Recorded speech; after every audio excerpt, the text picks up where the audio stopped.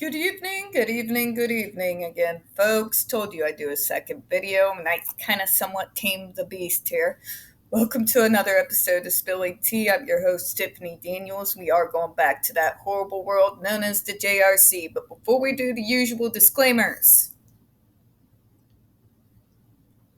I did have to calm down after that last rant because that I read that comment first thing this morning, and I've just been fuming all day. To put it bluntly, before we get into the videos, can we all agree on one thing? Can we all agree on one thing? Kids are off limits. We should go without saying, but considering what I've been seeing, because it's been forced upon me against my will, apparently there are individuals who haven't seemed to get the memo. Don't attack the kids. Don't use my diagnosis as a slur. Act like you have some sense and be a decent human being. Not asking for much. Alright, to the disclaimers. In the description box, folks, you're going to find a link to the article that the Judge Rotenberg Educational Center doesn't want you to read. It's written by NeuroClastic, a small non-for-profit started by autistics for autistics, wherein they interviewed and surveyed over 900 ABA professionals in regards to the JRC's so-called behavior modification program.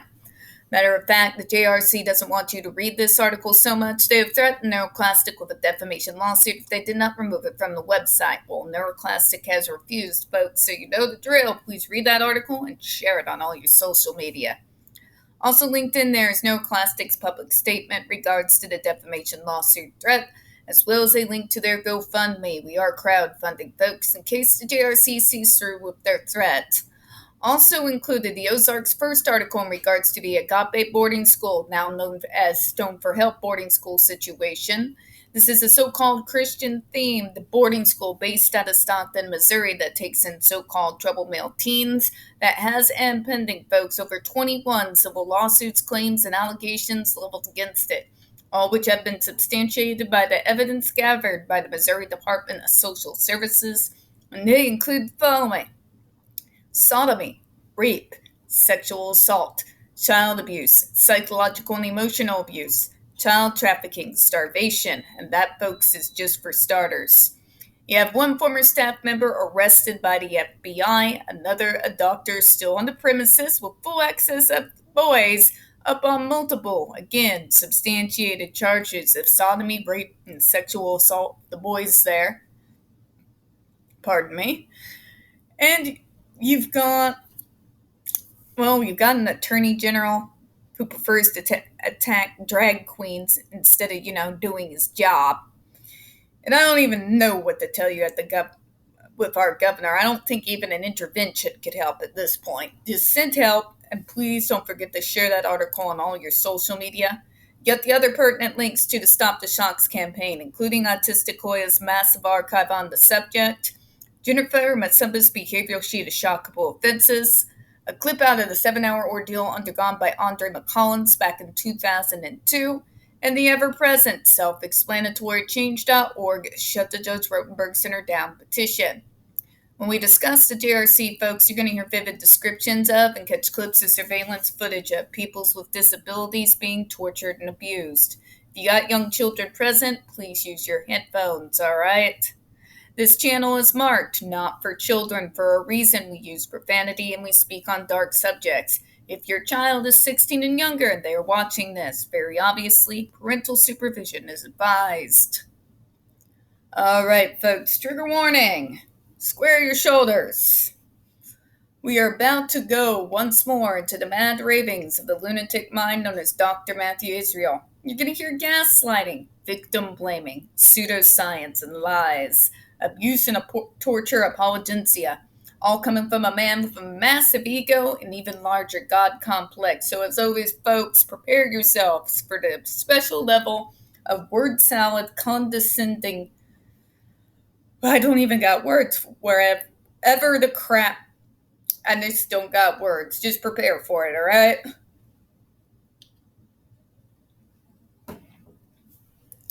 All right.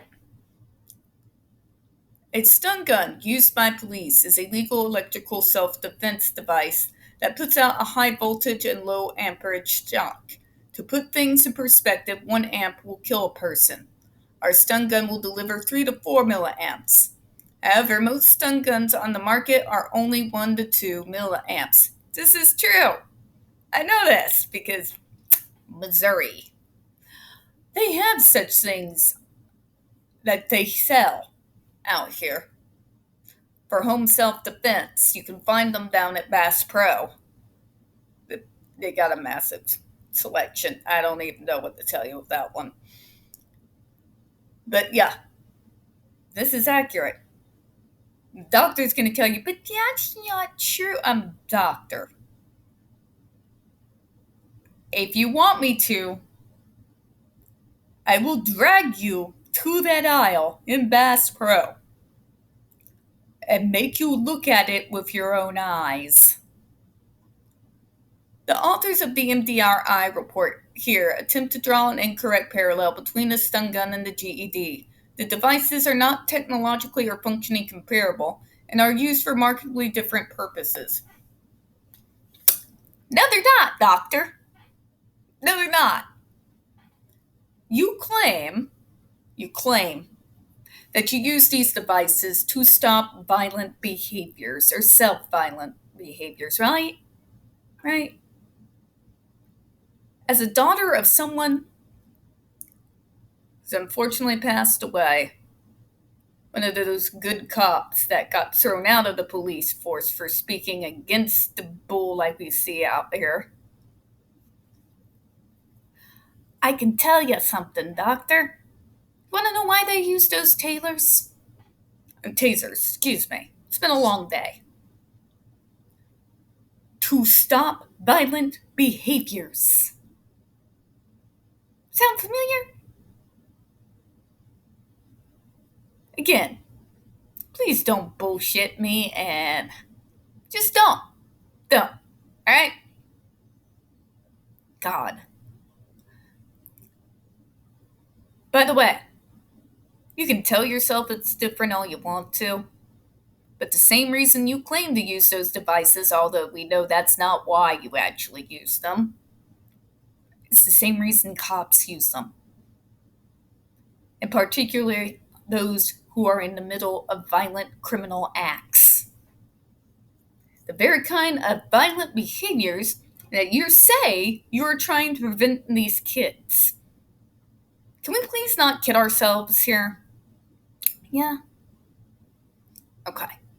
Stun guns are designed to aid law enforcement in safely incapacitating violent criminals. In order to achieve the incapacitation, they use a high voltage and low amperage electricity that passes through the subject's entire body, causing the person to lose voluntary control of their muscles and fall to the ground. The GED, on the other hand, is not designed to incapacitate an individual. Doctor, I watched the Andre McCollins tape from beginning to end. When you used that device, Andre McCollins dropped to his knees to the ground. Electricity seizes muscles. Everybody knows this. When you shoot electricity to a muscle, that muscle will move involuntarily. You're using way more ampage than the police ever have. Literally ever have. Are you really trying to tell me that your device does not in any way incapacitate an individual?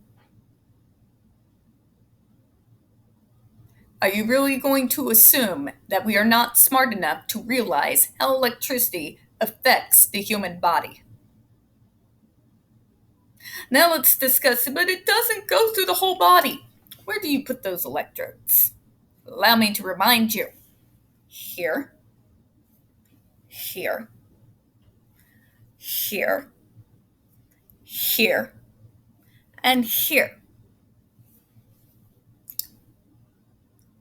Doctor, I may not be in healthcare like my mother, But that's a pretty good indication that when you're using those devices and you put the electrodes where you put them, it's shooting electricity throughout the entirety of their body. Please don't talk to me like I'm stupid, because I'm not. All right?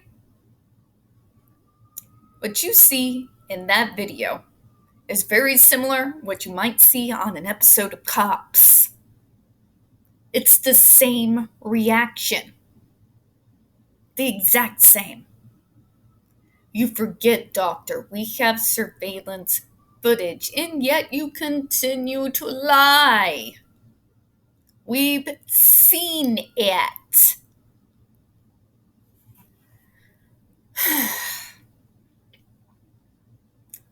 Quite the opposite. The GED emits a completely different and safe electrical waveform and causes a mere 2 seconds of discomfort that is limited to a small area of the surface of the skin, partially on the arm or the leg, for the purpose of assisting an individual to control dangerous behaviors. No, it doesn't, doctor. No, it doesn't.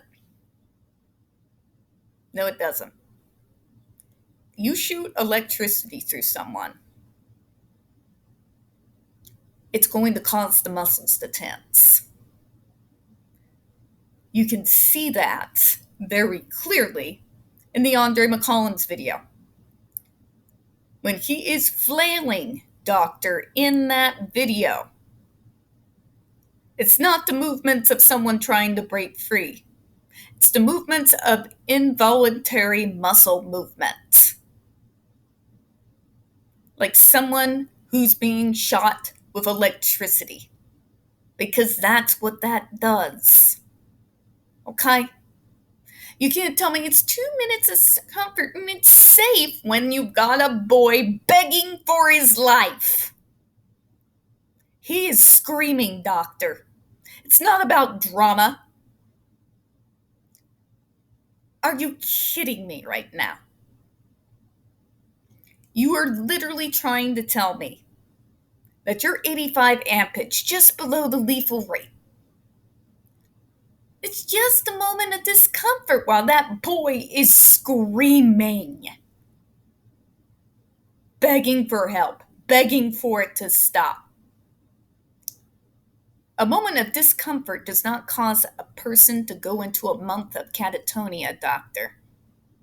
A moment of discomfort does not cause 2nd to 3rd degree burns. A second of discomfort is not a shock so strong that it knocks that boy to his knees. You know what it does? The same kind of shocks that are received by a criminal. It is not safe, doctor. You know it's not safe.